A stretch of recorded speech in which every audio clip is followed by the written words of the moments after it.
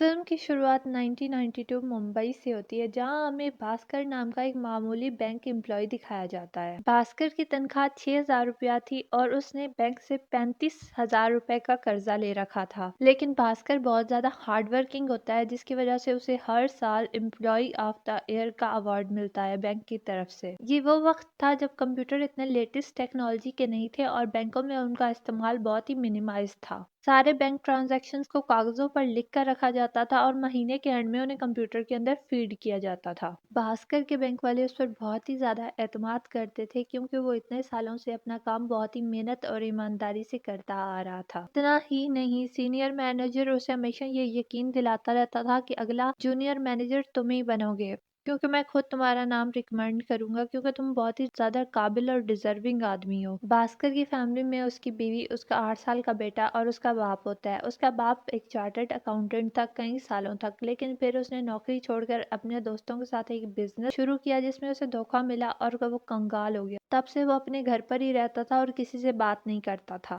और भास्कर की बीवी ने अपने परिवार के खिलाफ जाकर उससे शादी की थी, क्योंकि वो उससे प्यार करने लगी थी, लेकिन उसकी माँ चाहती थी कि उसकी शादी किसी अमीर लड़के के साथ हो। लेकिन भास्कर की तो हालत काफी ज्यादा खराब थी। उसने कई लोगों से कर्जा लेकर रखा था और वो कर्जे वाले अक्सर उसके घर पर आकर पूछते रहते थे कि हमारे पैसे कब वापस करोगे। इसलिए उसकी बीवी की माँ उसे हमेशा ताने मारती रहती थी कि तुम्हारा भाई तुम्हारे लिए एक बहुत अच्छा रिश्ता तलाश कर सकता था, लेकिन तुमने एक फटीचर से शादी की। भास्कर की हालत इतनी खराब होती है कि उसके पास 3 बड़ा पाव खरीदने के भी पैसे नहीं होते। बड़ा पाव वाला भैया उसको एक बड़ा पाव एक्स्ट्रा दे देता है और कहता है ये तुम्हारे खाते में लिख लेता हूँ, बाद में देख लेंगे। भास्कर की बीवी काफी गुस्से में और दुखी होती है। वो कहती है कि मैं अपना बिजनेस स्टार्ट करूंगी अचार पापड़ का और इतने पैसे कमाऊंगी कि तुम देखना, मैं सबका मुंह बंद कर दूंगी, मैं बहुत ज्यादा पैसे कमाऊंगी। जिसके बाद भास्कर कहता है कि मैं तुम्हारा होम बिजनेस खोलने का सपना जरूर पूरा करूंगा, बस मुझे थोड़ा वक्त दे दो। अगली सुबह भास्कर बैंक जाता है। बैंक में भास्कर ने अपना एक साइड बिजनेस भी रखा हुआ था। वो लोग जो पढ़े लिखे नहीं है और अपने बैंक के डॉक्यूमेंट्स खुद फिल नहीं कर सकते, वो उनके डॉक्यूमेंट फिल करता था और उनसे एक मामूली सी फी लेता था उसके बदले में, ताकि वो 4 पैसे एक्स्ट्रा कमा सके। उस दिन जब वो बैंक की कैंटीन में बैठकर लोगों के फॉर्म फिल कर रहा होता है, वहाँ पे एक आदमी आता है और वो उससे पूछता है कि आपके पास सिक्योरिटी क्या है बैंक को देने के लिए कि बैंक आपको कर्जा दे। जिस पर वो आदमी कहता है कि मेरे पास कोई सिक्योरिटी नहीं है, आप चाहें तो मेरा शिपिंग लाइसेंस रख सकते हैं। जिसके बाद भास्कर कहता है कि ये बैंक के किसी काम का नहीं। इतने में भास्कर का दोस्त सांबा वहाँ पे आता है और वो कहता है अरे क्या कर रही हो, रुको तो सही, इनकी बात तो सुन लो। इनके पास 1 का 4 करने का फार्मूला है। सांबा और भास्कर दोनों बचपन में साथ में स्कूल जाया करते थे, लेकिन सांबा पढ़ाई में अच्छा नहीं था, इसलिए वो सिर्फ एक बैंक का प्यून बन के रह गया। लेकिन उसी बैंक में भास्कर एक डिसेंट एम्प्लॉय था। सांबा भास्कर को बताता है कि इस आदमी ने 50,000 के टीवी इंपोर्ट किए हैं इलीगली। इम्पोर्टेड टीवीज की उस वक्त इंडिया में बहुत ज्यादा डिमांड थी, लेकिन टीवी इंपोर्ट करने पे गवर्नमेंट बहुत ज्यादा टैक्स लेती थी, इसलिए वो गवर्नमेंट के साथ स्कैम करते थे और टीवीज को स्क्रैप बताकर इंपोर्ट करते थे, क्योंकि उस वक्त स्क्रैप्स पे किसी तरह का टैक्स नहीं था। कस्टम ऑफिसर उस आदमी का दोस्त था, जो कि टीवीज को स्क्रैप बताकर इंपोर्ट करने में उसकी मदद करता था। लेकिन उस आदमी के जो इन्वेस्टर्स थे, उन्होंने एंड टाइम पे पैसा देने से मना कर दिया था, जिसकी वजह से उसके दोस्त ने वो टीवी अपने पास ही रख लिए थे और वो कहता था कि अगर तुमने मुझे 50,000 नहीं दिए इस टाइम तक, तो मैं खुद सारे टीवी नीलाम कर दूंगा। टीवीज की कीमत 50,000 थी, लेकिन उन्हें मार्केट में बेचकर 1 लाख रुपए आसानी से कमाए जा सकते थे। इसलिए वो आदमी बार बार बैंक के पास आ रहा था 50,000 रुपए का लोन लेने के लिए, लेकिन उसके पास कोई सिक्योरिटी ना होने की वजह से बैंक से उसे लोन नहीं मिल सकता था। इसलिए सांबा भास्कर से कहता है कि तुम कुछ करो, तुम कहीं से 50,000 रुपए का जुगाड़ करो और इस डील के प्रॉफिट का 25% हमारा होगा। लेकिन भास्कर कहता है तुमने मेरी हालत तो देखी है, मैं तो पहले से कर्जे में जी रहा हूँ, मुझे और कर्जा नहीं मिलेगा, मेरे को यहाँ से लेकर जाओ। उस शाम जब भास्कर बैंक से छुट्टी करके अपने घर जा रहा होता है, तो एक आदमी जिसने उसको पैसे दिए होते हैं बहुत ही गुस्से में उसके पास आता है, उसकी तलाशी लेता है, उसका बटुआ छीनता है और उसके बटुए में कोई पैसे नहीं होते, जिस पर वो जबरदस्ती भास्कर की स्कूटी छीन लेता है। जिसके बाद भास्कर निराश होकर अपने घर लौटता है, लेकिन वो अपनी बीवी से ये कहता है कि मुझे बहुत जल्दी प्रमोशन मिलने वाला है, तो सारे हालात ठीक हो जाएंगे। भास्कर की अब सारी उम्मीदें उस एक प्रमोशन पर टिकी थी और उसके परिवार वालों की भी। अगली सुबह भास्कर बस में थक के आकर मगधा बैंक पहुंचता है। रोज की तरह अपना काम करता है, सबसे मिलता है, लेकिन आज एक बहुत खास दिन था। आज नए जूनियर मैनेजर की अनाउंसमेंट होने वाली थी और भास्कर समेत वहाँ के तमाम लोगों को लग रहा होता है कि भास्कर ही नया जूनियर मैनेजर बनेगा। लेकिन बदकिस्मती से बैंक का डायरेक्टर यहाँ पर किसी और एम्प्लॉय को भास्कर की जगह प्रमोशन दे देता है, जिसके बाद तमाम बैंक एम्प्लॉय ये कहने लगते हैं कि भास्कर के साथ नाइंसाफी हुई है। जिसके बाद भास्कर अपना काम करने लगता है रोजमर्रा की तरह, लेकिन उसके पास सांबा आता है और सांबा कहता है कि तुम्हारे साथ धोखा हुआ है, मैनेजर ने पैसे खा के तुम्हारी जगह किसी और को प्रमोशन दिया है। जिसके बाद भास्कर कहता है कि नहीं, मैनेजर एक बहुत ही भला आदमी है, वो ऐसा क्यों करेगा, वो जरूर मुझसे ज्यादा काबिल होगा। लेकिन सांबा भास्कर को एक पेपर दिखाता है जिस पर सिर्फ उस दूसरे आदमी का नाम लिखा था और किसी का नाम प्रमोशन के लिए रिकमेंड ही नहीं किया गया था। जिस पर भास्कर को लगता है कि वाकई मैनेजर ने पैसे लेकर किसी और को प्रमोशन दिया, और जिस पर भास्कर को बहुत ज्यादा गुस्सा आता है क्योंकि उसकी सारी उम्मीदें इस प्रमोशन पर ही तो टिकी थी। जिसके बाद भास्कर बैंक मैनेजर के पास जाता है और उससे ऊंची आवाज में कहता है कि सर, आपने मेरे साथ ऐसा क्यों किया, आपने पैसे लेकर किसी और को प्रमोशन दिया है, लेकिन उसका हकदार मैं था, मैं बहुत ज्यादा मेहनती हूँ, दिस एंड दैट। जिस पर मैनेजर को बहुत ज्यादा गुस्सा आता है और वो कहता है कि तुम मुझ पर इल्जाम लगा रहे हो, तुम्हारी ऐसी हिम्मत कैसे हुई। जिसके बाद वो तमाम ऑफिस के सामने भास्कर की बेइज्जती करते हुए ये कहता है कि जब तुम्हें पैसों की मदद थी तो मैं किसने तुम्हारी मदद की, और इतना ही नहीं, जो कैंटीन के अंदर तुम धंधा खोल के बैठे हो वो इलीगल है, अभी तुम्हारी कंप्लेन कर दूंगा तो तुम्हारी नौकरी तक चली जाएगी। इस तरह की चिंदी और गैर कानूनी हरकतें तुम करते हो और तुम समझते हो कि तुम प्रमोशन के लायक हो, बिल्कुल भी नहीं। वो आदमी तुमसे कहीं ज्यादा डिजर्विंग था, इसलिए उसको ये प्रमोशन मिला, ना कि मैंने उससे कोई पैसे लिए हैं। अब मैं तुम्हें सबक सिखाऊंगा। जिस पर वो आदमी कहता है कि छोड़िए सर, जाने दीजिए, इतना गुस्सा मत कीजिए, इसे माफ कर दीजिए, इसका करियर खराब हो जाएगा। जिस पर मैनेजर कहता है कि तुम इससे कुछ सीखो, देखो अभी तक तुम्हारे लिए कितना हम्बल है ये। लेकिन भास्कर यहाँ पर पूरे ऑफिस के सामने शर्मिंदा हो चुका था और वो रोते रोते वॉशरूम में जाता है और खुद को अंदर बंद कर लेता है। तमाम ऑफिस वालों को भी भास्कर के लिए बहुत बुरा लगता है, लेकिन भास्कर थोड़ी देर बाद वॉशरूम से बाहर आता है और बहुत पॉजिटिव एटीट्यूड के साथ आता है, ऐसे जैसे कुछ हुआ ही नहीं, और वापस से अपने काम पर लग जाता है। सांबा उससे पूछता है कि तुम ठीक हो ना, जिस पर वो कहता है हाँ मुझे क्या होना, मैं बिल्कुल ठीक हूँ, ये तो मामूली बातें होती रहती है, मुझे अपनी गलती का एहसास हो चुका है। और भास्कर पूरा दिन नॉर्मल ही बिहेव करता है और छुट्टी के बाद वो सांबा से ये कहता है कि वो उस आदमी से मिलना चाहता है जिसका कंसाइनमेंट फंसा हुआ है 50,000 का। सांबा भास्कर की उस आदमी से मीटिंग करवाता है, जिस पर भास्कर उस आदमी के सामने 50,000 रुपए का ब्रीफ केस रख देता है। जिस पर सांबा और वो आदमी दोनों हैरान होते हैं कि आखिर इतने पैसे इसने अरेंज कैसे कर लिए। जिस पर भास्कर कहता है कि उसने अपने परिवार के लिए रिस्क लिया है, सारा का सारा परिवार ये उम्मीद लगाए बैठा था कि भास्कर का प्रमोशन होगा, इसलिए हम डेली जो कैश बैंक लॉकर से निकालते हैं उसको वापस रखते हुए मैंने उसमें 50,000 रुपए कम कर दिए। मैंने ये पैसे बैंक के पैसों में से लिए हैं, लेकिन इस बात का किसी को नहीं पता चलेगा अगर हम सुबह ये पैसे वहां पर वैसे ही रख देंगे जैसे हमने लिए थे तो। जिस पर सांबा कहता है कि ये बहुत बड़ा रिस्क है, तुम्हें जेल होगी। जिस पर भास्कर कहता है कोई बात नहीं, अगर कुछ होता है तो सिर्फ मैं फंसूंगा, लेकिन अगर कुछ अच्छा होता है तो मेरे परिवार का भला होगा। जिसके बाद सांबा उस आदमी के साथ चला जाता है जिसने अपना कंसाइनमेंट लेकर उसे रीसेल करना था, लेकिन भास्कर अपने घर चला जाता है। घर जाने के बाद भास्कर को तरह तरह के ख्याल आ रहे थे कि कहीं वो आदमी इन्हें धोखा तो नहीं देगा, कहीं सांबा और वो आदमी दोनों मिलकर इसे धोखा तो नहीं देंगे। यही सब सोचते सोचते भास्कर सो जाता है, लेकिन कुछ देर बाद उसकी बीवी उसे जगाती है और कहती है सांबा भाई साहब आपसे मिलने आए हैं। भास्कर सांबा को देखता था, उसके पास एक ब्रीफ केस होता है जिसका मतलब ये था कि डील सक्सेसफुल रही, और भास्कर उस पर बहुत ज्यादा खुश होता है। अगली सुबह सबकी नजरों से बचाते हुए बड़ी ही चालाकी से भास्कर वो पैसे बैंक के पैसों में वापस रख देता है।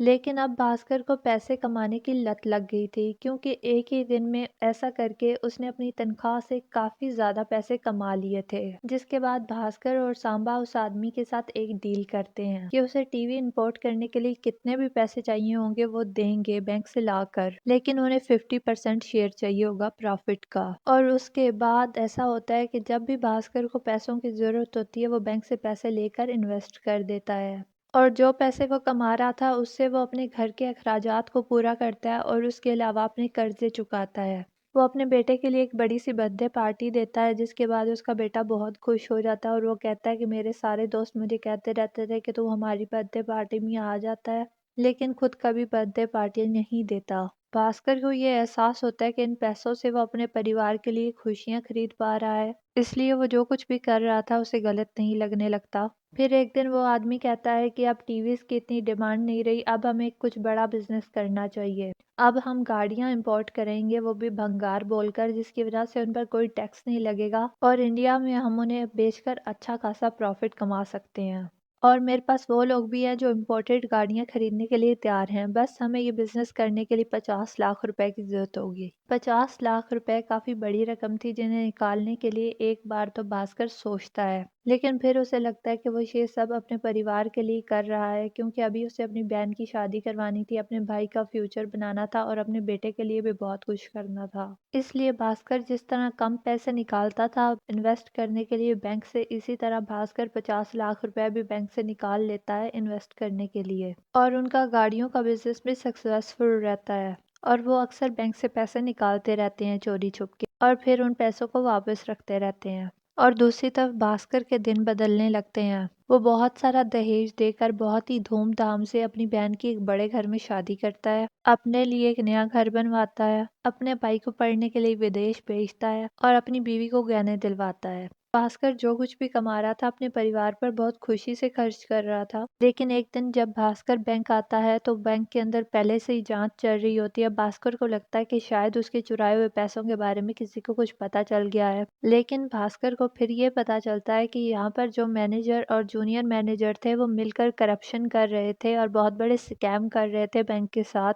इसलिए उनको यहाँ पर पकड़ा गया है और उनके स्कैम्स की जांच चल रही है। और जो पैसे भास्कर ने बैंक से निकाले हैं उनके बारे में किसी को कुछ नहीं मालूम। लेकिन इससे पहले कि भास्कर वो पैसे वापस लॉकर में रखता है, बैंक के एक बड़े कर्मचारी की नजर उसके बैग पे पड़ जाती है जिसके अंदर वो पैसे लाया था। वो भास्कर को वो बैग ओपन करने के लिए कहता है, लेकिन भास्कर जब बैग ओपन करता है तो बैग खाली होता है, क्योंकि भास्कर ने वो पैसे पहले ही बैंक के लॉकर में रख दिए होते हैं बाकी पैसों के साथ। तो भास्कर यहाँ पर अपने लक की वजह से बाल बाल बच जाता है, जिसके बाद सांबर से वो कहता है कि हमें सिग्नल्स मिल रहे हैं ऊपर वाले की तरफ से कि हमें ये धंधा छोड़ देना चाहिए वरना हम किसी भी समय फंस सकते हैं। जिसके बाद सांबा कहता है तू ये बिजनेस छोड़ सकता है लेकिन मुझे नहीं छोड़ना। लेकिन जिसके बाद भास्कर इस बिजनेस से अपना हाथ पीछे खींच लेता है। जिसके बाद अगली सुबह भास्कर को चेयरमैन अपने ऑफिस में बुलाता है और कहता है कि हम तुम्हें प्रमोशन दे रहे हैं, तुम्हें इस बैंक का मैनेजर बना रहे हैं क्योंकि तुम बहुत ही ज़्यादा हार्ड वर्किंग एम्प्लॉय हो।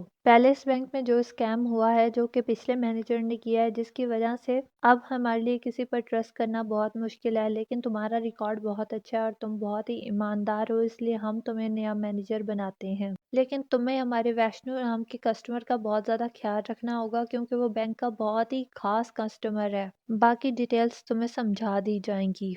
प्रमोशन मिलने पर भास्कर काफी खुश होता है। जिसके बाद भास्कर को वैष्णो के बारे में बताया जाता है। जैसे बैंक दूसरे लोगों को कर्जा देता है, इसी तरह एक बैंक भी दूसरे बैंक को कर्जा देकर उसकी मदद कर सकता है, लेकिन बैंक डायरेक्टली एक बैंक से दूसरे बैंक में पैसे ट्रांसफर करके उसको लोन नहीं दे सकता। इसलिए बैंक किसी दूसरे आदमी के अकाउंट में पैसों को ट्रांसफर करता है और फिर वो आदमी उन पैसों को दूसरे बैंक में डिपॉजिट कर देता है। भास्कर का बैंक भी कोठारी बैंक को लोन दिया करता था, लेकिन वो पैसे वो वैष्णु के अकाउंट में ट्रांसफर कर देता था और ट्रांसफर करने के बाद जिसके बाद वैष्णु वो पैसे कोठारी बैंक में डिपॉजिट कर देता था। इसलिए वैष्णु कोठारी बैंक और मगधा बैंक दोनों का बहुत ही खास कस्टमर था, जिसका भास्कर को ख्याल रखने के लिए कहा जाता है। वैष्णु का आदमी भास्कर के पास आता है और उसे एक गिफ्ट देने की कोशिश करता है, लेकिन भास्कर वो गिफ्ट एक्सेप्ट नहीं करता। लेकिन कुछ दिन अच्छे से वैष्णु के अकाउंट्स को स्टडी करने के बाद भास्कर को ये पता चल जाता है कि वैष्णु मगधा बैंक से लोन तो लेता है लेकिन वो कोठारी बैंक में जमा नहीं करवाता। वो उन पैसों को पहले अपने लिए इस्तेमाल करता है और उसके बाद कोठारी बैंक में जमा करवाता है। वो उन पैसों से सारे सस्ते शेयर्स खरीद लेता है, फिर वो अपने ही शेयर्स को दोबारा अपने ही पैसों से खरीद लेता है, जिसके बाद वो तब तक अपने ही शेयर्स को खरीदता रहता है जब तक मार्केट में उसके शेयर्स का भाव नहीं बढ़ जाता। जैसे ही मार्केट में उसके शेयर्स सबसे एक्सपेंसिव हो जाते हैं, वो फिर दूसरे लोगों को वो शेयर्स बेच देता है और खुद बहुत सारा प्रॉफिट कमाता है। और उसके बाद वो पैसे जो उसने मगधा बैंक से लिए होते हैं या तो वो कोठारी बैंक को दे देता है या मगधा बैंक को वापस कर देता है। भास्कर को पता चलता है कि वैष्णु दोनों बैंक्स के साथ स्कैम कर रहा होता है। वो उसकी रिपोर्ट करने ही वाला होता है, लेकिन उसमें उसको ख्याल आता है कि इसमें उसका क्या फायदा होगा। यहाँ पर भास्कर का लालच बहुत ज़्यादा बढ़ जाता है और वो वैष्णु के आदमी को अपने पास बुलाता है और उससे डील करता है। कहता है कि मैं तुम्हारे सारे बीआरस को साइन करता जाऊंगा और तुम्हें पैसे मिलते रहेंगे और मैं तुम्हारे बारे में किसी को नहीं बताऊंगा कि तुम क्या कर रहे हो, लेकिन मुझे तुम्हारे प्रॉफिट में से शेयर चाहिए। वो वैष्णु के आदमी से 25% मांगता है और वो कहता है कि उसे उसके पैसे कैश में चाहिए, जिस पर वैष्णु का आदमी उस डील के लिए हाँ कर देता है। और जिस पर वो कहता है कि आपने जब गिफ्ट नहीं एक्सेप्ट किया था तो मुझे लगा था आप बहुत ही ईमानदार आदमी हो, लेकिन आप तो बहुत ही चालू हो सर। जिसके बाद भास्कर हंस देता है। अब भास्कर के पास बहुत सारा पैसा कैश में आ रहा था वैष्णु की तरफ से, लेकिन वो सारी ब्लैक मनी थी जिसको वाइट करना बहुत ज़रूरी था, जिसके लिए भास्कर 8 लाख लॉटरी टिकट्स खरीदता है और उसकी लॉटरी लग जाती है, जो कि लगनी ही होती है। और वो अपने घर वालों को बताता है कि उसकी बहुत बड़ी लॉटरी लगी है, लेकिन उसके बाद भास्कर की काफ़ी सारी लॉटरीज लगती ही रहती हैं।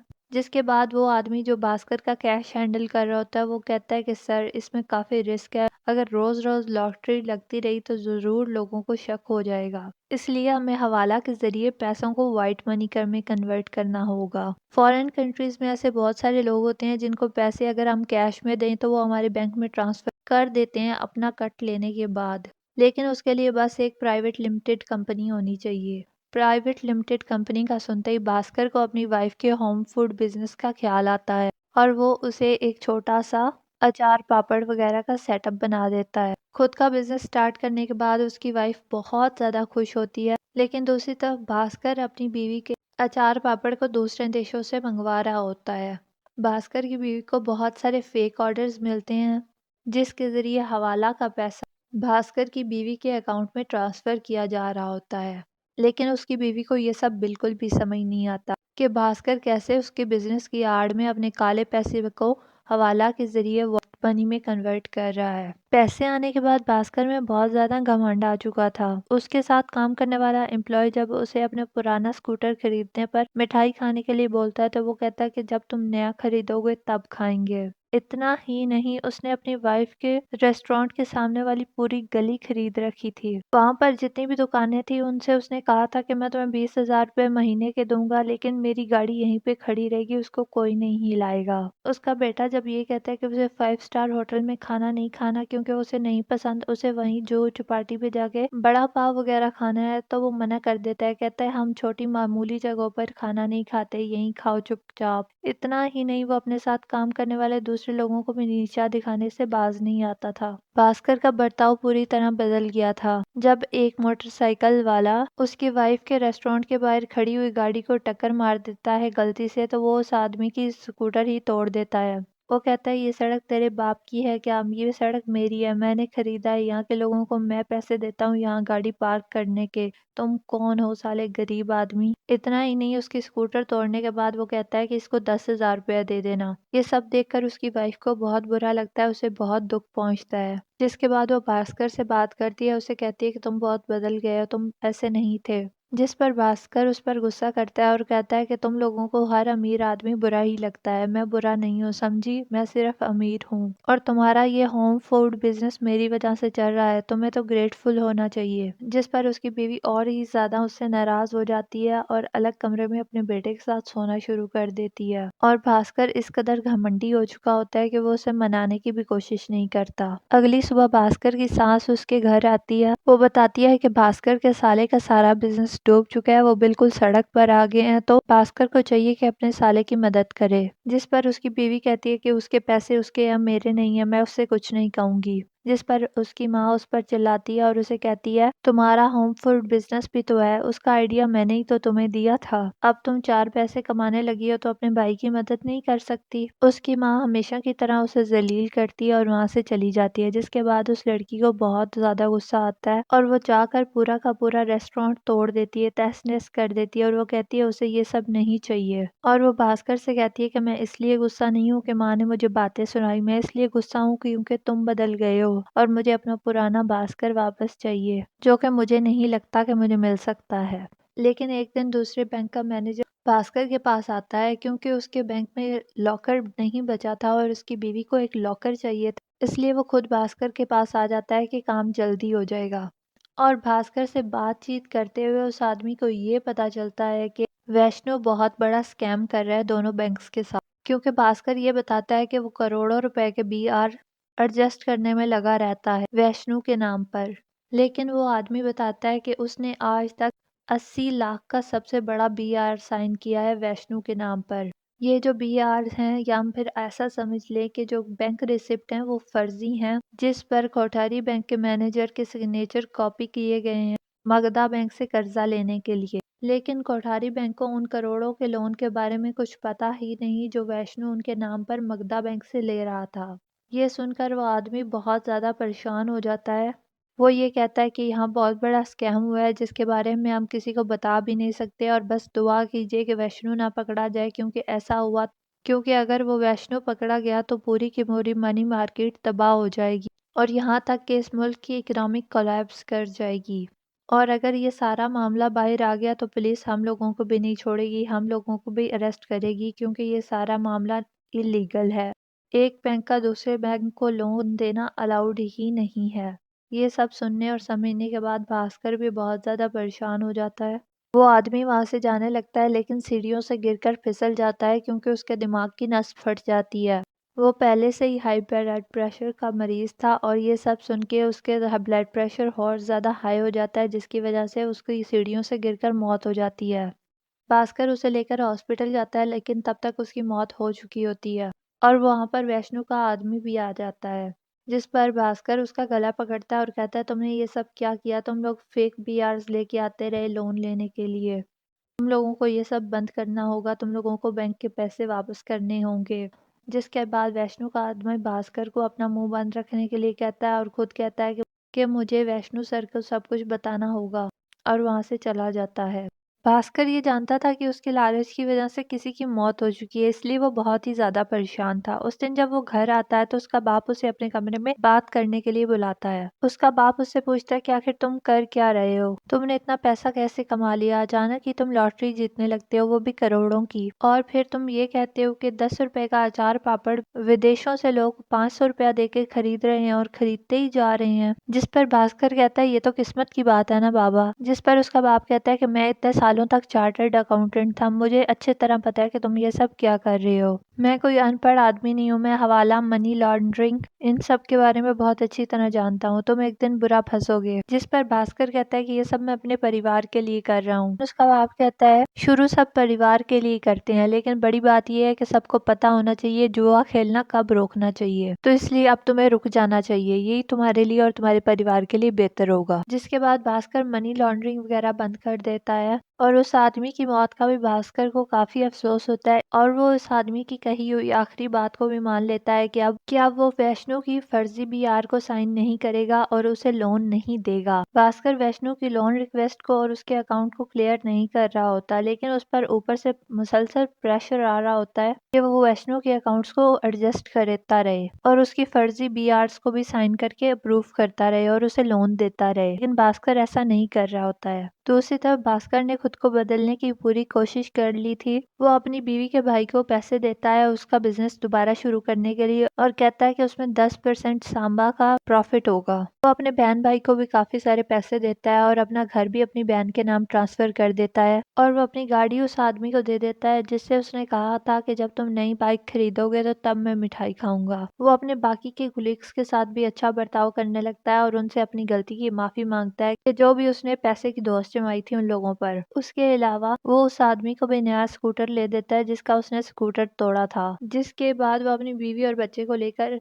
एक ऐसी ही जगह खाना खिलाने के लिए ले जाता है जहां वो पहले खाना खाया करते थे जब वो गरीब थे, और वहां जाकर वो अपनी बीवी से माफी मांगता है और उसकी बीवी पहले से ही उसके व्यवहार में बदलाव देख चुकी थी, इसलिए वो उसकी माफी कबूल करती है और उन दोनों की भी सुलह हो जाती है और उसे कहती है कि अब तुम कभी ना बदलना। एक दिन बैंक का हेड उसे अपने ऑफिस में बुलाता है और उससे कहता है कि तुमने वैष्णो के बीआर साइन क्यों नहीं किए हैं। जिस पर वो कहता है कि वैष्णो के बीआर फर्जी हैं और वो पहले ही बहुत ज्यादा पैसे बैंक से ले चुका है और अपने मकसद के लिए इस्तेमाल कर चुका है। उसके अलावा आप लोग भी ये जो सब कर रहे हैं वो सब इलीगल है और अब से ना मैं इस सब का हिस्सा हूँ और ना ही मैं वो बीआर साइन करूंगा।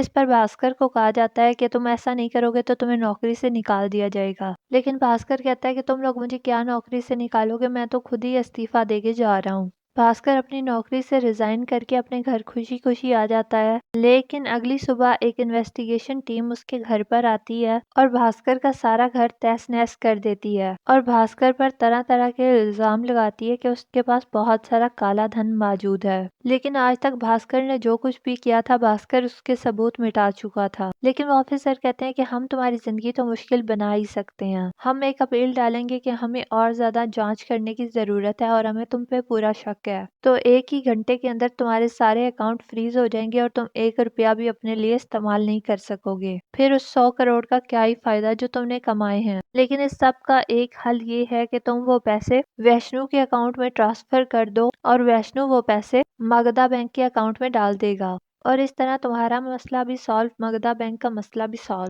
जिस पर भास्कर कहता है कि अच्छा, तो ये सब मेरे 100 करोड़ के लिए हो रहा है। जिसके बाद वो टीम भास्कर को लेकर बैंक आ जाती है, जहां पर बैंक के डायरेक्टर्स पहले ही मौजूद होते हैं और इस वक्त रात का वक्त था तो वहां पर बाकी एम्प्लॉयज नहीं होते।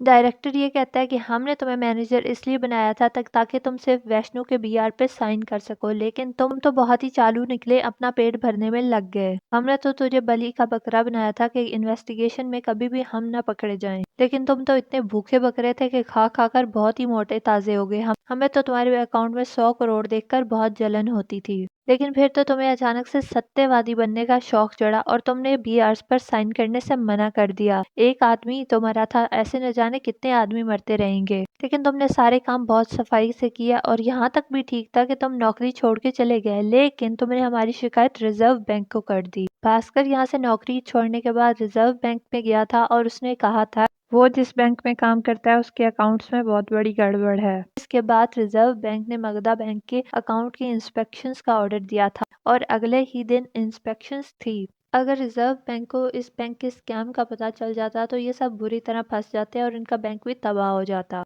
इसलिए ये लोग चाहते थे कि भास्कर ने जो भसड़ मचाई है वो उसी के 100 करोड़ से हल की जाए। इसलिए वो चाहते थे कि भास्कर 100 करोड़ रुपए वैष्णु के अकाउंट में ट्रांसफर कर दे और वैष्णु वो पैसे बैंक को वापस कर दे और बैंक के अकाउंट्स बिल्कुल क्लियर आए। लेकिन भास्कर यहाँ पर बड़े ही आराम से उनकी बात मान जाता है और अपने चेक साइन करके दे देता है। भास्कर जब उन लोगों को 100 करोड़ रुपए की चेक साइन करके दे देता है तो वो लोग उससे पूछते हैं, क्या तुम्हें बुरा नहीं लगा कि तुम्हारे सारे पैसे चले गए? जिस पर भास्कर कहता है कि तो जो कुछ मैंने इस जुए से कमाया था वो इसी में वापस चला गया और मुझे सिर्फ सीख मिली है, तो मैं नए पैसे कमा लूंगा। जिसके बाद भास्कर वहां से चला जाता है और वो लोग आपस में ये बात करते हैं कि ये होता है कॉमन मैन, यह भी अपने घर जाएगा और चैन की नींद सो जाएगा और हम हर रोज ये सोच कर नहीं सो पाते हैं कि कहीं हमारा स्कैम पकड़ा ना जाए। अगली सुबह वैष्णव भास्कर के साइन किए हुए 1 करोड़ रुपए की चेक लेकर बैंक में आता है तो पूरा बैंक हैरान हो जाता है और यहाँ पर हमें समझ आता है कि भास्कर इतने आराम से चेक साइन करके वहां से कैसे चला गया था और उसने अपने सारे पैसे इतने आसानी से उन लोगों को कैसे दे दिए थे। भास्कर एक हफ्ता पहले ही अपने सारे पैसे बैंक से विड्रॉ कर चुका था और उसका अकाउंट ऑलरेडी क्लोज था, लेकिन कंप्यूटर में वो अकाउंट अभी भी ओपन शो हो रहा था। इसकी वजह ये थी कि हर मंथ के एंड में कंप्यूटर में पूरा डाटा अपडेट किया जाता था। इस तरह भास्कर यहाँ पर चकमा देने में कामयाब हो जाता है। जिसके बाद भास्कर को हम यूएसए में देख पाते हैं। भास्कर सारे पैसे लेकर यूएसए में चला गया था अपने पूरे परिवार के साथ। उसने वो पैसे अमेरिका में इन्वेस्ट किए थे जिसकी वजह से उसको और उसके परिवार को वहाँ पे रहने की सिटीजनशिप मिल गई थी। और हम एक फ्लैशबैक देख पाते हैं कि भास्कर को कंट्री छोड़ने का आइडिया उसके बाप ने दिया था, क्योंकि उसे पता चल गया था कि स्कैम बहुत बड़ा है और वो लोग यहाँ पे रह के उस स्कैम से नहीं बच सकेंगे। इसलिए भास्कर ने अपना सारा पैसा समेटा और बैंक वालों को बेवकूफ बनाकर इस मुल्क से दूसरे मुल्क में चला गया, जहाँ पर उसका परिवार बहुत ज्यादा खुश था और वो एक बहुत ही सक्सेसफुल आदमी बन चुका था। भास्कर न्यूज़पेपर में मगधा बैंक के बारे में पढ़ता है जिसमें स्कैम की पूरी डिटेल्स लिखी होती हैं और वो मुस्कुराता है। लेकिन भास्कर के स्कैम्स की स्टोरी यहाँ पे खत्म नहीं हुई थी, क्योंकि वो अपनी बीवी को एक क्रेडिट कार्ड देता है जिसकी कोई लिमिट नहीं होती और वो एक क्रेडिट कार्ड अपने पास भी रखता है, जिसे लेते हुए उसकी बीवी थोड़ा सा हिचकिचाती है, लेकिन वो उससे कोई सवाल नहीं करती। तो दोस्तों, ये फिल्म यहाँ पर खत्म हो जाती है, लेकिन आपको क्या लगता है कि ये फिल्म एक आम आदमी को इस दुनिया में होने वाले स्कैम्स के बारे में बताती है या फिर लोगों को नए-नए स्कैम्स करना सिखाती है। मुझे लगता है कि स्कैम्स तो इस दुनिया में हो ही रहे हैं, लेकिन एक आम आदमी को बहुत सारी चीज़ें नहीं पता।